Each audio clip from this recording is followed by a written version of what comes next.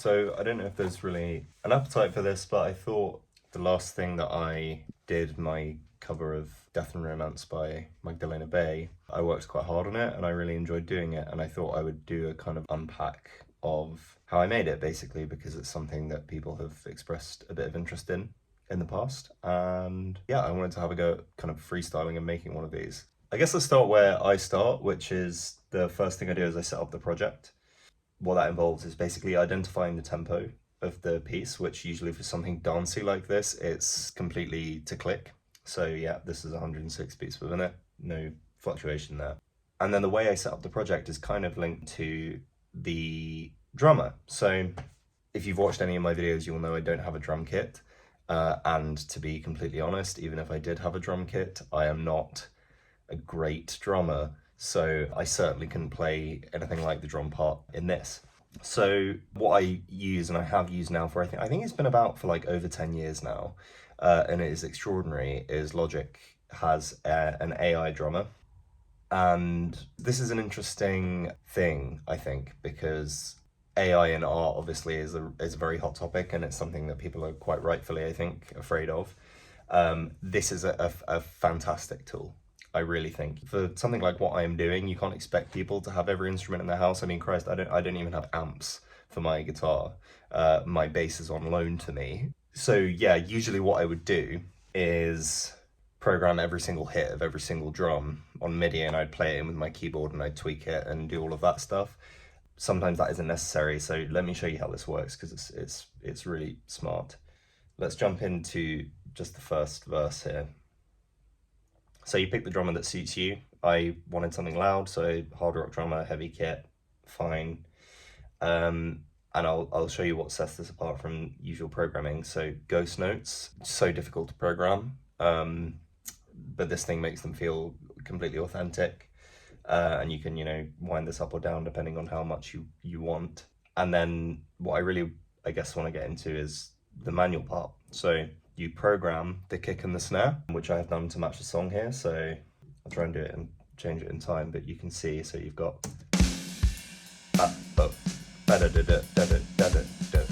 and you can see it there. And then the ride cymbal is all being automated by the robot. So yeah, it's quite surprising. The other thing that it does, which is fabulous for people who are not like creative drummers like me, is its fill programming is pretty amazing. But we run into an issue with this song, because what it does is you'll break your project up into bits like this: intro, verse, chorus, whatever, and it will put fills in where it expects fills to come in songs. So end of the verse leading into the chorus.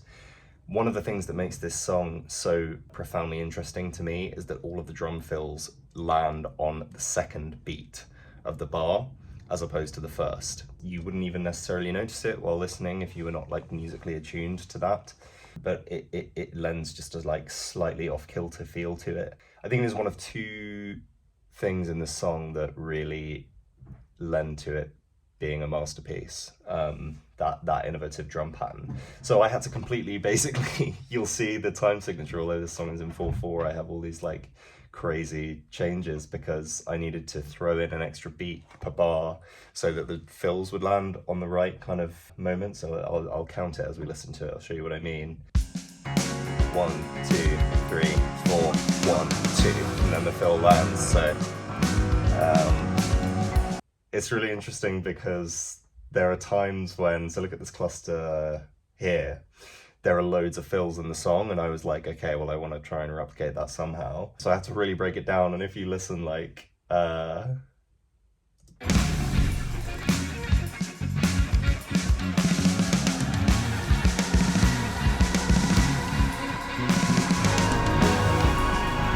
something that I find so funny about that is that even though it's a robot, it has this setting humanized, right? So you can make it humanized so that it's not playing mathematically absolutely to time, or quantized, we call it in music production. It has a little bit of imperceptible slipping in and out of time. What I love about this is that even though it's a robot, I really feel like with all those fills coming in hot, one after the other, you can actually hear it dragging a bit.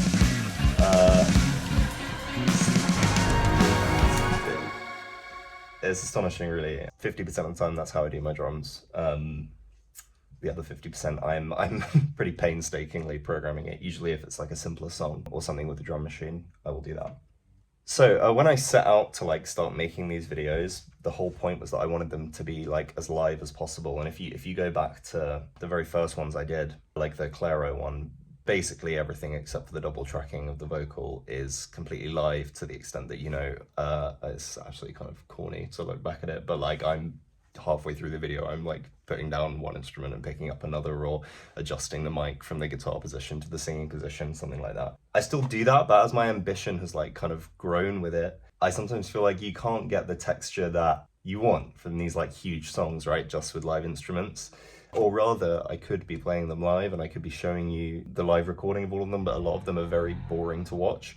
So what I've kind of done here is I've tried to kind of split them into what the live takes are, the things that you see on video, and then everything superficially that I've done underneath it. So here's the real units: bass, rhythm guitar, the kind of two lead guitars, and the piano part. And I'll give you an example, like let's put the drums in, but solo that and mute the synths, and you'll hear what it would sound like if it was just these. So.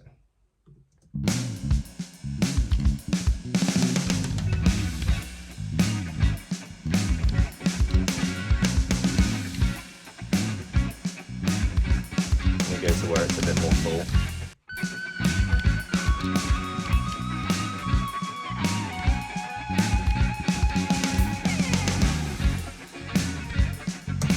So, you know, it's not bad by any means, but it's not the kind of grandeur that this song like absolutely demands, I think. So, okay, let's start with the bass, because it's easily my favorite thing about this song.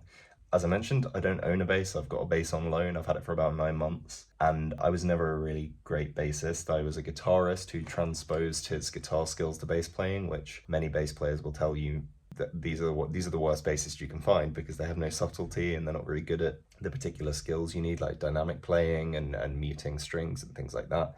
And I absolutely was one of those people. I think I am now getting better. I've sort of dedicated myself to trying to learn how to play the bass properly.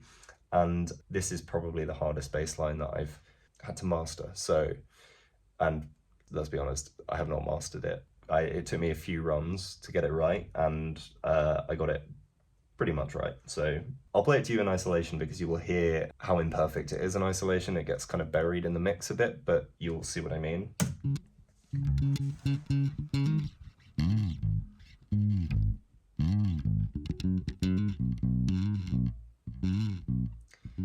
So these big, like, whoa, these liquid kind of slides that make this so remarkable. You can hear that they kind of lack a little bit of conviction, the kind of the roughness of going over the frets. I do wonder if on the record it might be a fretless bass, because it just sounds so liquid, or it's like a production trick or something. I'm not entirely sure. But yeah, I mean, there's no obscuring that this was an absolute fucker, and I had great fun learning it and eventually getting it right. In terms of production here, it was kind of a hard one to do, because usually because I'm doing these for time, usually I will start on a preset and then just tweak the preset. Couldn't really find a preset that made this sound good, because it's such a noisy track, because, well, the action is set too low on the bass. So you hear like the strings clicking against the frets and slapping against the pickups. It's something that I just couldn't get it right. I couldn't find a preset that suited it, and I couldn't tweak it. So I went to YouTube and I built this one actually from the ground up. Pretty simple. It's like a bass amp, a pre-EQ to get rid of some of that noise.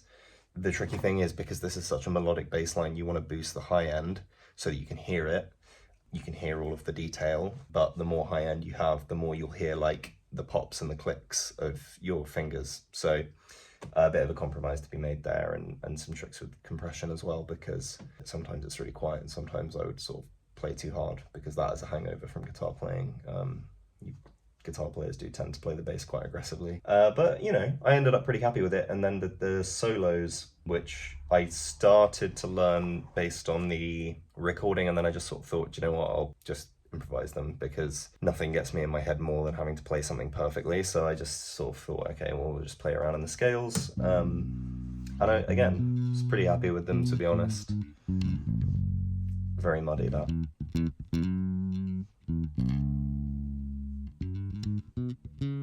It's not great.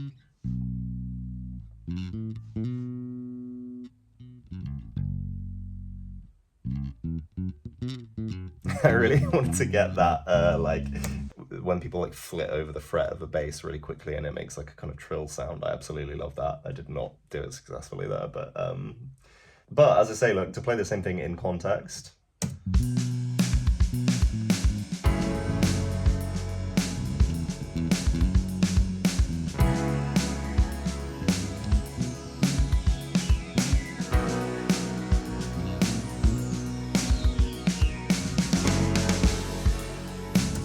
Sounds kind of fun to me, so, you know, happy with it in the end. So that's the bass line. That really, the bass and the drums, the absolute cornerstones for this. Let's talk about the guitars, because I did not hear any guitar in this song, apart from like a screaming solo at the end. And then I watched some videos of them live, and I saw them doing this like kind of Nile Rodgers, like Corey Wong type kind of funk part, which in the chorus you can hear here.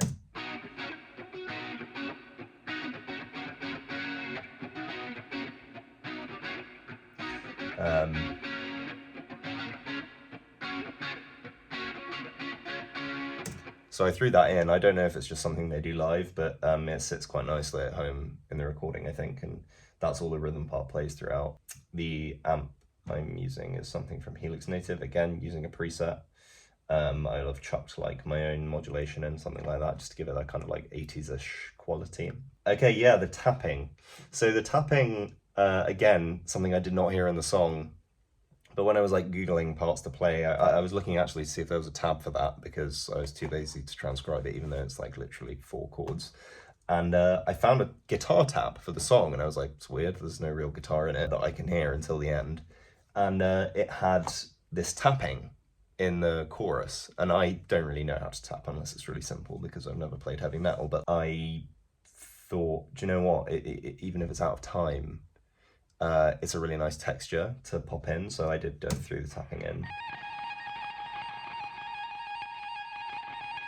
There's so much reverb on it that it kind of just blurs into a sort of another pad sound almost. Really lovely, I think, and in context.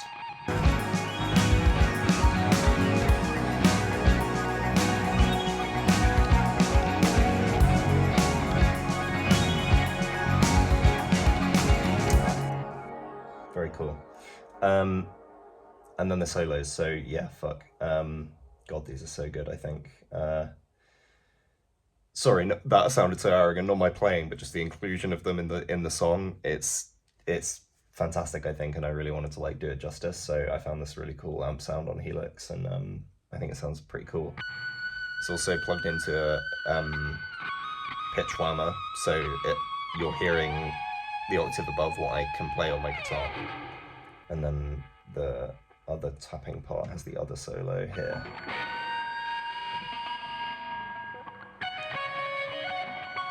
Oh!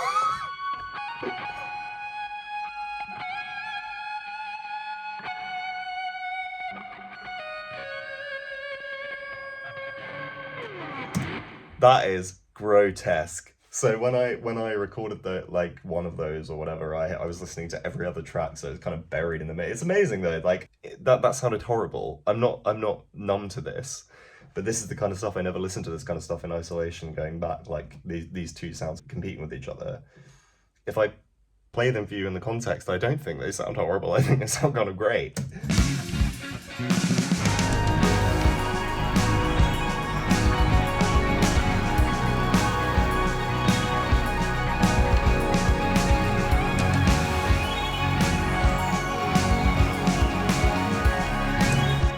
It's also that higher guitar solo, the one with the pitch effector on it, it's like almost a whistle. It doesn't really sound like a guitar solo, I don't think. And actually, just to like highlight something else here, I will keep the rhythm part in just so we can use it for context. There's a synth lead, which I probably could have recorded myself playing actually, because it's kind of interesting. So you actually have like 3 competing melodies here.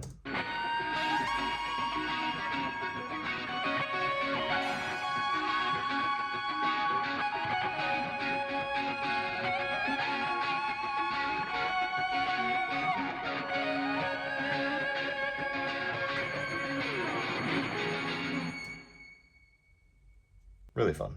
And then the last kind of real instrument is the piano. I'll show you how I did this. It's actually two pianos, so to get that kind of like EDM, FM piano sound, the normal concert grand is a preset that I would usually use to record. It's a really nice sounding piano. It's a bit gentle. So to get the kind of phasey effect of an electric piano from the 80s, not that this song is from the 80s, but it certainly honors that music, I played into two pianos at the same time. So I had both set up to record here. So what you're hearing is two pianos playing exactly the same thing. And the trick with this second piano is I had the input set up so that every single note was being hit at the same velocity.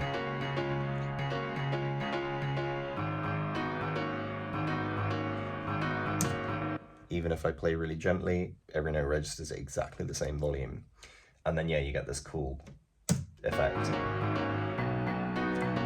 It's one of those things where I didn't really know this was a thing. I discovered it by accident, you know, and that does happen a lot when I make these videos. I hate to say it, I'm constantly like establishing tricks with absolutely no discernible talent or knowledge. So, you know, if I can do it, so can you. And that is about it. The piano basically just plays this for the whole song, but I think it's a really good piano part, so I wanted to like properly get myself.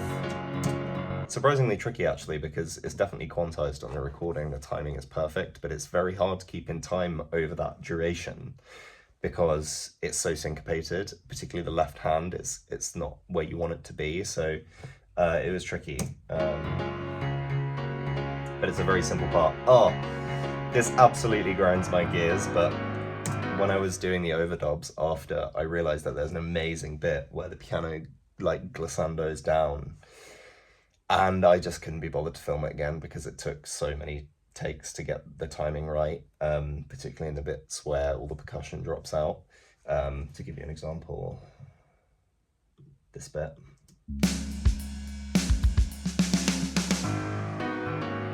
Really hard to keep in time without the constant pulse. And then, yeah, I'm sorry, but I had no choice but to just dub it in after, so.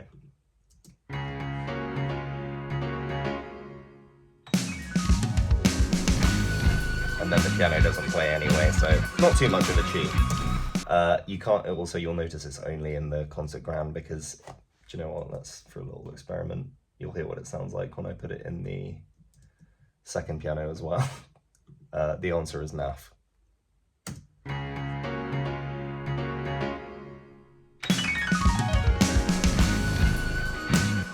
Aggressive. And that's it. That's all the real stuff. So that was all the hard work. And then everything else was basically just trying to pad the texture of this massive thing out. So let's have a look at that. Tambourine, fairly straightforward, pretty sure it's in the recording. And the same with the claps. Not a lot of doing to them apart from like stacking massive reverb on because it's a big kind of, you know, spacey sound. And then, oh Christ, I mean, I could have spent ages working out where all these weird like artifact sounds came from that run throughout the whole thing. But in the end, I just picked two quite sort of eerie sounding pads and just improvised over like 3 notes to just give it some texture.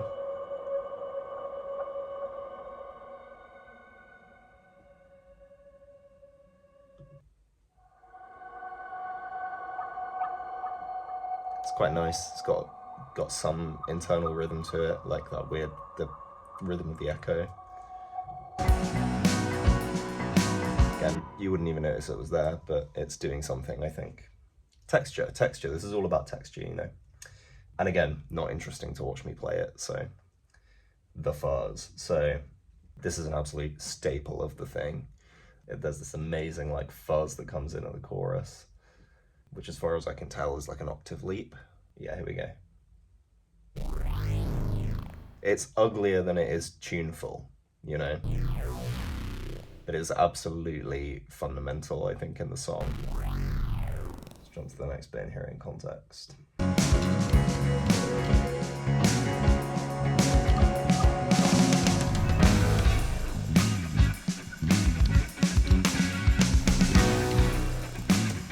Texture, see?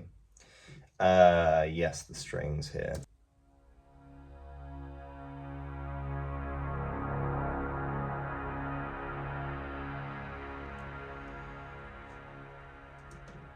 So the lead out of the choruses and into the bridge has this like swell basically that on the recording sounds like an actual string orchestra sliding up. It's amazing, and I don't really have the wherewithal to do that, so I played around with a couple of pads, and here's what I came up with. You've got low strings in one and then a kind of build in the other.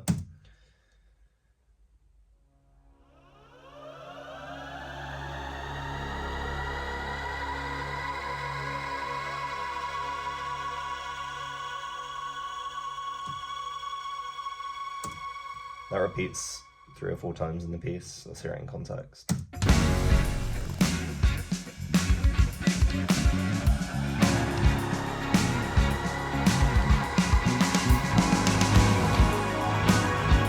And then I have these big bullshit bits are supported by a synth bass drone. Not especially fun to watch me play. Again, you'll see, I hope you can see why I don't commit everything to video, because there's just not much point, and it doesn't make for exciting viewing. What's the analog sweep down there?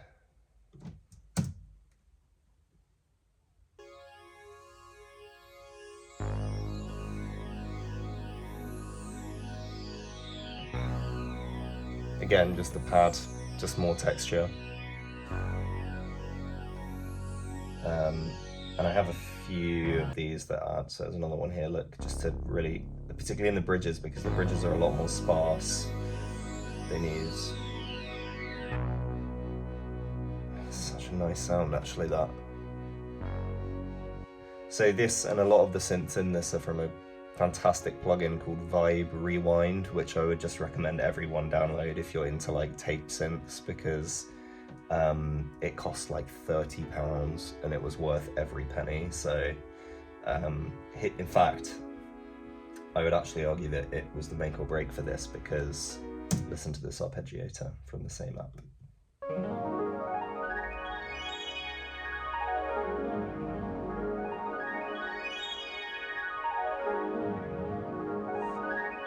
Stunning. And if I go to the automation here, you can see how I pan it across from left and right headphone, which again is on the song.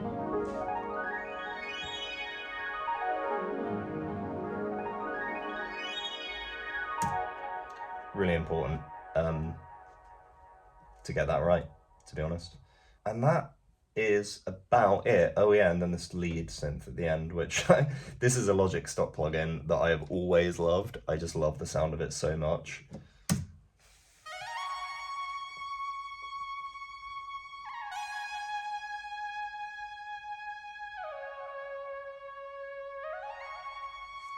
So yeah, all this kind of stuff together.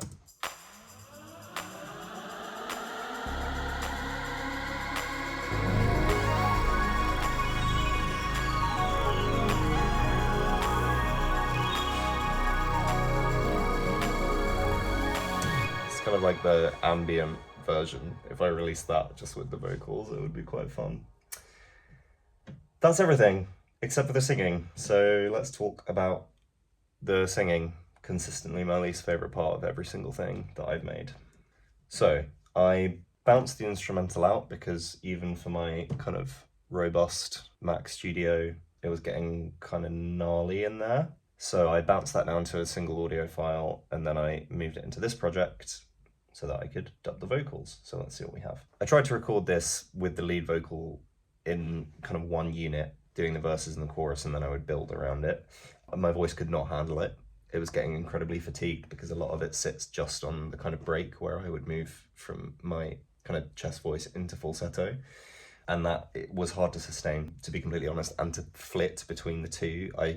It takes me a minute to kind of tune into what I'm doing, which is why something like, you know, the Clairo video that I did ages ago now, but I just prefer to sit in my falsetto for the whole thing, because once I'm tuned into that, it becomes easier to me. I've never liked my falsetto. Part of the reason I started making these videos was because I wanted to like bully myself into improving it. And I think, you know, mixed results for sure, as you will hear when I isolate these vocals. So the verse vocal. Are we too late? So there's transitions, like they're hard, they're difficult for me, to be honest. I wait hours for your car. Are we too late? Are we too far? So I'm very happy with the production of that. I think it sounds really good, actually. Less so the chorus, which, yeah, let's hear it. My hands, your hands, I'll hold forever. No way, I'll break. Oh no, not ever. And you give till it's all that we have. You know nothing is fair. Death and romance. I hate that. It's like putting on a costume, you know? It's like, it's not me, but, you know, you gotta commit to the bit, I think. My plan with this was to use a trick called formant shifting, because I wanted my voice to sound more like the kind of, she's got an amazing voice, and it's like, it really cuts through the record. It's like a real fucking like dancey, clean tone, you know, high in the treble, really nice. And the way I was going to do that, and I'll show you, and you will understand why I didn't, is a trick called formant shifting, where you can basically change the tone of your own voice to sound kind of either like the record's been sped up or slowed down, is the best kind of comparison I can give. So let me show you that. So I've just gone in and put formant shift on for a phrase of this, so you can hear what I was maybe going to do. Again, I think you'll see why I didn't go for it. My hands, your hands, I'll forever. Do you know what? Actually, it does sound kind of cool, but in context, I just...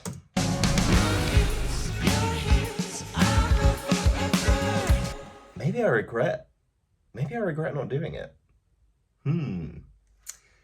I'll let it play on because you'll hear the difference, because I didn't do it for the next phrase.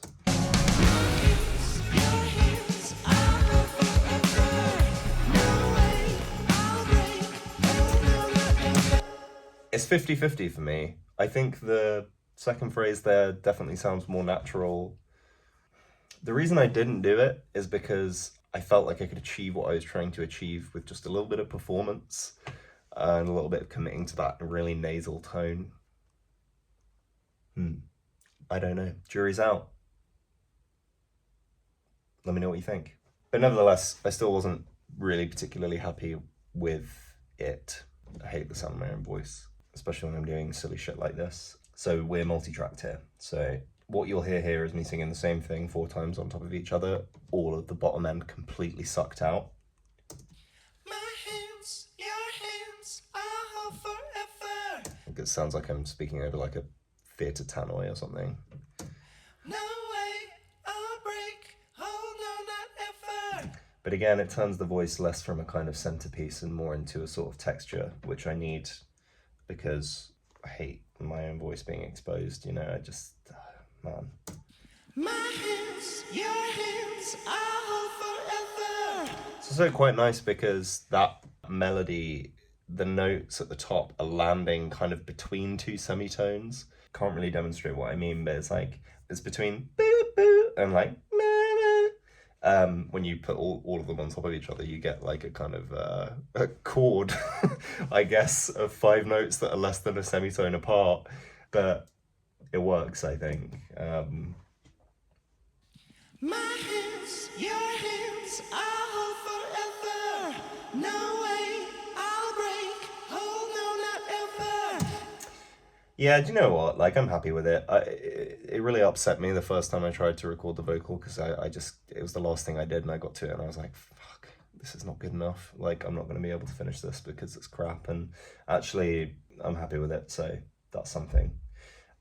Production, like loads of delay, loads of reverb, sorry, no delay, and EQing, and that's basically it, and compression. And that's it. That's the whole thing. There are harmonies between this and the line that's singing the verse vocal.